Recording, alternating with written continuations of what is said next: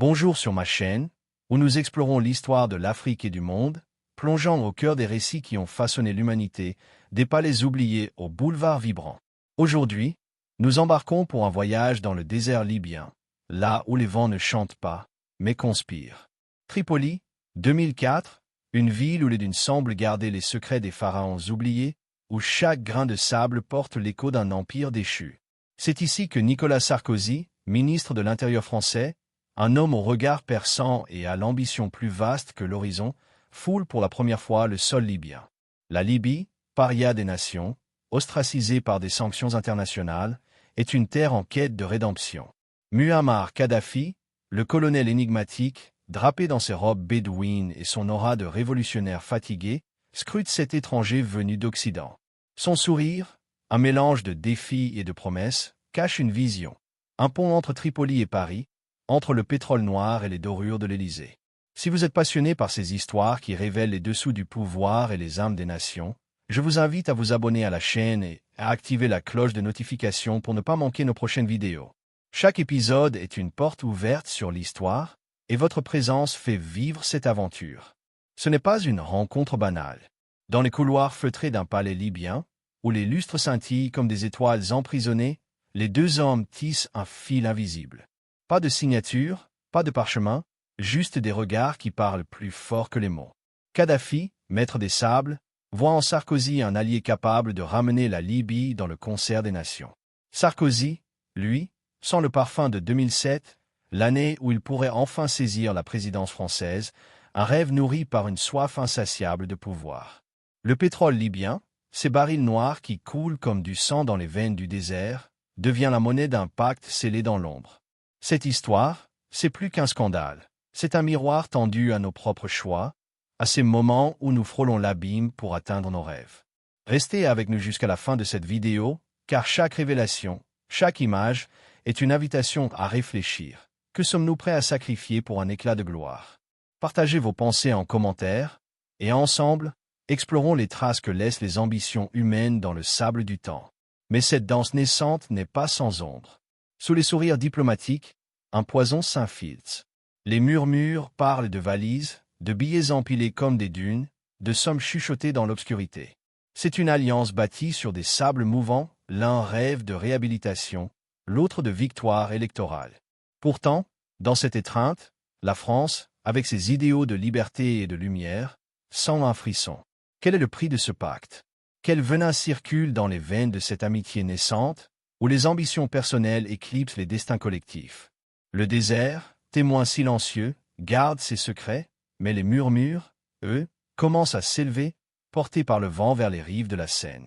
Le spectateur est happé par cette scène. Deux hommes, deux mondes, unis par un fil d'or et de compromission. Les images s'animent, des dunes dorées s'étendant à l'infini, des cartes anciennes de la Méditerranée où les frontières s'effacent, des gros plans sur des yeux qui scrutent, pleins de calculs et de promesses.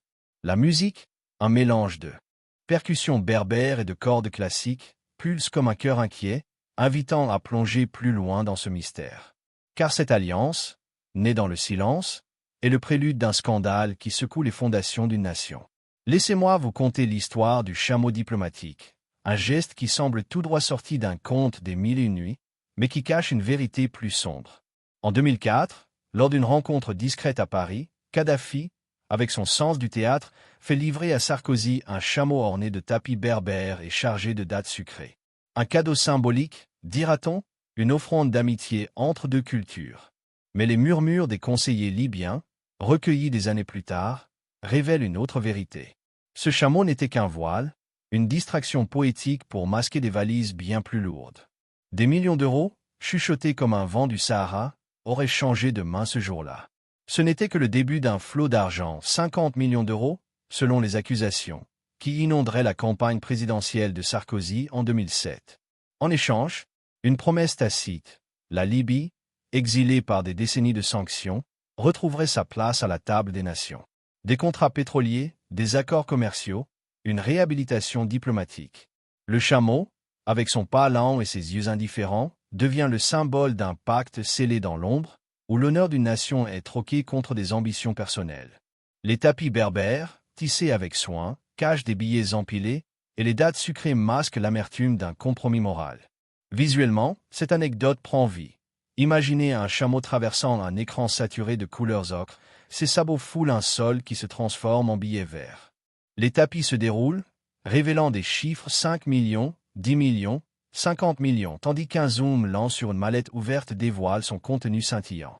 La voix du narrateur, grave et rythmée comme un poème épique, transporte le spectateur dans ce moment où l'histoire bascule, où un simple geste devient le premier fil d'un scandale monumental. Toi, spectateur, qui observe les jeux d'ombre et de lumière, as-tu déjà scellé un pacte dans le silence de ton cœur, un compromis où l'ambition a éclipsé tes valeurs? Cette alliance entre Sarkozy et Kadhafi, née dans les murmures du désert, n'est-elle pas un miroir tendu vers nous tous? Que as-tu offert, qu'as-tu sacrifié, pour un éclat de gloire qui s'efface comme des pas dans le sable, plongé dans un Paris nocturne, où les réverbères jettent des ombres tremblantes sur les pavés luisants, comme si la ville elle-même conspirait à garder ses secrets. Nous sommes en 2006, à l'aube d'une élection qui promet de redessiner le destin de la France. Dans les couloirs dorés de l'Élysée, sous des lustres scintillants comme des constellations emprisonnées, un pacte prend forme, plus dense, plus toxique. Nicolas Sarkozy, l'homme au pas rapide et au regard de prédateur, est un candidat assoiffé, prêt à tout pour gravir l'escalier du pouvoir. Face à lui, à des milliers de kilomètres, Muammar Kadhafi, le maître du désert, joue les alchimistes, transformant le pétrole libyen en une pluie d'or pour nourrir les ambitions de son allié français. Ce n'est plus une danse timide, mais un ballet funeste. Des avions charters, ombres furtives dans le ciel nocturne, atterrissent dans des aérodromes discrets, déversant des mallettes anonymes. Ces valises, lourdes de billets, ne portent ni nom ni origine, mais elles murmurent un marché, des millions d'euros contre une France qui détourne le regard. Les geôles de Tripoli, où les cris des prisonniers s'étouffent sous le sable, ne hantent pas les salons parisiens. Kadhafi, paria hier encore, est accueilli comme un frère, ses excentricités tolérées, ses crimes effacés par la promesse d'un pétrole qui coule à flot. En échange, Sarkozy reçoit les fonds pour tisser sa campagne de 2007, affiches flamboyantes, discours enflammés, promesses d'un avenir radieux.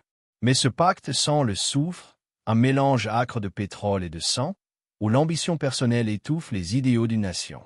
La République, héritière des Lumières, vacille. Comment la France, patrie de la liberté, peut-elle s'agenouiller devant un dictateur dont les mains sont tachées? Les murmures des initiés deviennent des cris étouffés dans les rédactions. Mais Paris, enivré par ses propres rêves, continue de danser.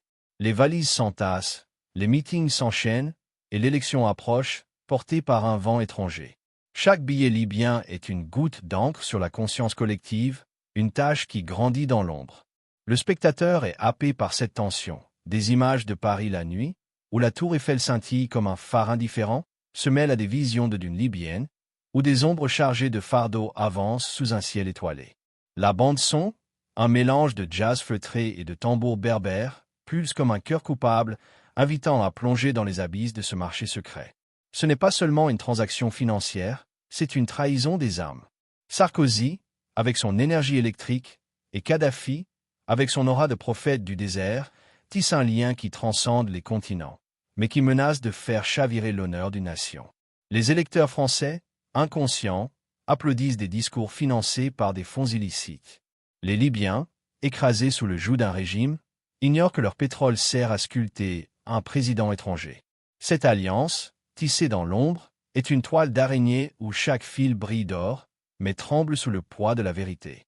Entrons dans l'ombre de Ziad Takieddine, cet intermédiaire franco-libanais, un fantôme errant entre deux mondes. En 2018, il brise le silence, confessant un acte qui hante encore les nuits parisiennes. En 2006, dans une chambre d'hôtel discrète près des Champs-Élysées, Takieddine pose une valise sur un lit impeccablement fait. À la lueur d'une lampe tamisée, il compte 5 millions d'euros en billets, livrés directement de Tripoli à l'équipe de Sarkozy. Dehors, la scène coule, indifférente, ses eaux reflétant les lumières d'une ville qui dort. Ce n'était qu'un fragment d'un océan d'argent, 50 millions d'euros, selon les enquêtes, qui irriguerait la campagne de Sarkozy, transformant une élection en un marché noir des consciences.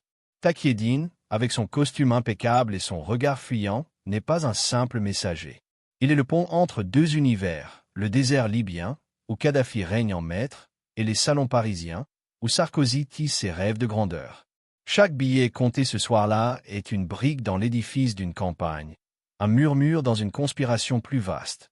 Les affiches bleu-blanc-rouge, les slogans promettant l'ordre et le progrès, tout cela repose sur ces valises clandestines. Visuellement, cette scène est un tableau noir. Une chambre d'hôtel plongée dans la pénombre, une valise ouverte comme une bouche à vide, des billets empilés comme des offrandes à un dieu païen. La caméra zoome sur les mains de Takiedine, nerveuse, puis sur la scène, dont les reflets semblent danser au rythme d'une vérité enfouie. La voix du narrateur, basse et hypnotique, transforme cette anecdote en une fable moderne, où l'argent devient le sang d'un pacte maudit. Ô toi qui écoutes les murmures des ombres, quel marché as-tu scellé dans le secret de ton cœur pour atteindre tes propres cimes? Ces veines d'or libyen, courant sous la surface de l'histoire, ne nous rappellent-elles pas que le pouvoir, comme un fleuve souterrain, charrie souvent les sédiments de nos trahisons? Paris, décembre 2007. La ville des Lumières s'éveille sous un ciel gris, comme si les nuages eux-mêmes portaient le poids d'un scandale imminent.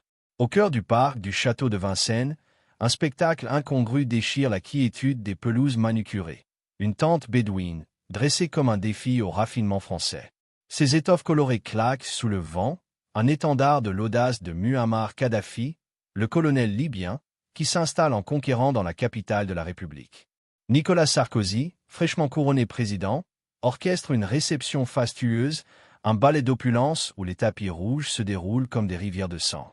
Banquet somptueux, coupe de champagne scintillant sous les lustres, et des contrats, ces contrats. D'une valeur de 10 milliards d'euros, mêlant chasseurs rafales, technologie nucléaire et promesses de gaz libyen. Mais ce n'est pas une simple visite d'État. C'est une provocation, un miroir tendu à une France qui se targue de ses idéaux. La tente, avec ses motifs tribaux, devient un symbole criard, une insulte aux blessures encore vives des années 80, lorsque des otages français languissaient dans les geôles de Tripoli. Les Parisiens s'indignent, leurs voix s'élèvent en manifestations grondantes, des pancartes brandies comme des lances.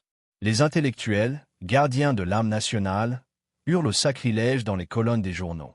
Comment la patrie de Voltaire peut-elle accueillir un dictateur dont les mains sont tachées du sang des innocents? Cette alliance, jadis un murmure feutré dans les coulisses du pouvoir, explose en un feu d'artifice de dégoût, éclaboussant les monuments de la République d'une honte silencieuse. L'Élysée, ce palais où l'histoire de France s'écrit en lettres d'or, semble vaciller sous le poids de cette hospitalité empoisonnée. Les statues des places publiques, de Marianne à Jeanne d'Arc, semblent détourner le regard. Les citoyens, dans les cafés et les métros, murmurent leur malaise. Comment leur président, cet homme au verbe vif qui promettait l'ordre et la grandeur, peut-il tendre la main à un tyran? Kadhafi, avec son cortège de gardes amazones et son sourire énigmatique, parade comme un roi du désert dans une ville qui ne sait plus si elle doit applaudir ou crier. Chaque toast porté, chaque contrat signé, est une fissure de plus dans l'âme collective, un vaste trop-plein qui menace de se briser. Le spectateur est captivé par cette tension viscérale. Les images alternent entre des plans aériens de la tente, dressés comme une forteresse étrangère, et des foules agitées, leurs visages crispés par l'indignation. La caméra s'attarde sur des détails. Les broderies complexes de la tente, les reflets des verres de cristal lors des banquets, les manchettes des journaux criant « Scandale ». La bande-son, un mélange de cordes dissonantes et de chants traditionnels libyens, crée une atmosphère d'étrangeté, comme si Paris et Tripoli se fondent en un cauchemar réveillé. Cette visite n'est pas seulement un événement, c'est une fracture, un moment où l'histoire s'arrête pour contempler ses propres contradictions. Plongeons dans l'anecdote de la tente rebelle, un théâtre d'ombre où se jouent des transactions nocturnes. Malgré les protestations des riverains, qui voyaient dans cette installation une insulte à leur patrimoine, la tente de Kadhafi s'élève, abritant non seulement le colonel et ses fameuses gardes du corps amazone, mais aussi des réunions secrètes où l'avenir se négocie. Une nuit, sous les étoffes épaisses, des diplomates français et libyens scellent un accord. Des chasseurs rafales contre des pipelines de gaz, des réacteurs nucléaires contre une influence accrue en Méditerranée. Un diplomate français, dont le nom s'est perdu dans les archives, griffonne dans son carnet. L'attente pue le chameau et les complots. Ce décor exotique, planté comme une provocation, masque des discours grandiloquents sur une Méditerranée unie, une vision utopique où la Libye et la France marcheraient main dans la main. Mais pour les Français, cette tente ravive des fantômes, les otages des années 80, torturés dans les cachots libyens, les attentats attribués au régime de Kadhafi, comme celui du Voluta 772. Chaque broderie de la tente, chaque sourire échangé lors des banquets, est une blessure ouverte, un choc viscéral pour une nation qui n'a pas oublié. Visuellement, cette scène prend vie. La tente s'élève en time-lapse, ses couleurs vives contrastant avec le vert fade du parc. Des ombres se meuvent à l'intérieur, silhouettes indistinctes autour d'une table, tandis que des flashs de journaux d'époque, honte à la France, s'intercalent. La voix du narrateur, chaude et incisive comme un conteur de souk, transforme cette anecdote en une fable sur l'orgueil et l'aveuglement. Toi, qui traces ton chemin parmi les ruines des géants déchus, as-tu jamais dressé une tente d'illusions pour masquer ses propres failles? Cette provocation de 2007, ce choc des cultures et des consciences, ne nous pousse-t-elle pas à questionner les hospitalités que nous offrons, celles où l'ambition glisse son venin sous le couvert de la générosité? Le vent change, brusque et impitoyable, comme une tempête née des sables du Sahara. Nous sommes en 2011, et le monde tremble sous les secousses des printemps arabes, ces soulèvements où les peuples, las des chaînes, brisent leur silence. Tripoli, jadis un théâtre d'opulence, est maintenant un champ de ruines, ses minarets fumant sous les cieux déchirés par les missiles. Nicolas Sarkozy, hier l'allié chuchotant dans l'ombre de Kadhafi, se réinvente en croisée de la liberté. Depuis l'Élysée, il ordonne l'intervention française, une pluie d'acier sur la Libye, un acte qui sonne comme une trahison. Muammar Kadhafi, le lion du désert, est traqué, ses robes bédouines tachées de poussière et de sang, jusqu'à ce fossé boueux où il s'effondre, le 20 octobre 2011, sous les cris d'une foule vengeresse. Mais la mort ne clôt pas les secrets. Les cendres de Tripoli murmurent encore, et les ombres du pacte jadis scellé ressurgissent, plus tenaces que jamais. En France, les murmures deviennent des accusations, enquêtes, perquisitions, confessions arrachées comme des dents. Les valises libyennes, ces spectres d'or, hantent les tribunaux. En janvier 2025, Sarkozy, l'homme au sourire conquérant, se tient dans le box des accusés à Paris, son costume impeccablement taillé contrastant avec la lourdeur des charges. Corruption, financement illicite, association de malfaiteurs. Une peine de 10 ans de prison plane comme une lame de guillotine, et chaque témoignage est un clou dans le cercueil de son empire. Cette alliance, qui jadis dansait sous les lustres et les tentes, se mue en tragédie grecque. Deux titans, unis par l'ambition, s'effondrent dans un tourbillon de leur propre création. Kadhafi, mort dans la poussière, laisse une Libye fracturée, un peuple orphelin livré au chaos. Sarkozy, jadis porté au nu, voit son nom souillé, sa gloire réduite en cendres par les révélations d'un pacte maudit. La France, miroir brisé, contemple ses propres fondations. Comment une nation des Lumières a-t-elle pu s'égarer dans les ténèbres d'une telle compromission? Chaque audience, chaque titre de journal, est une question lancinante. Combien d'autres alliances maudites dorment encore dans les archives de l'histoire? Le spectateur est capturé par cette chute vertigineuse. Les images défilent comme un requiem, des missiles striant un ciel rougeoyant, des foules libyennes enragées, des flashs de Sarkozy dans un tribunal, son regard perdu dans le vide. La caméra s'attarde sur des détails poignants. Une montre en or au poignet d'un accusé, des ruines fumantes à Tripoli, un carnet déchiré où s'étalent des chiffres illicites.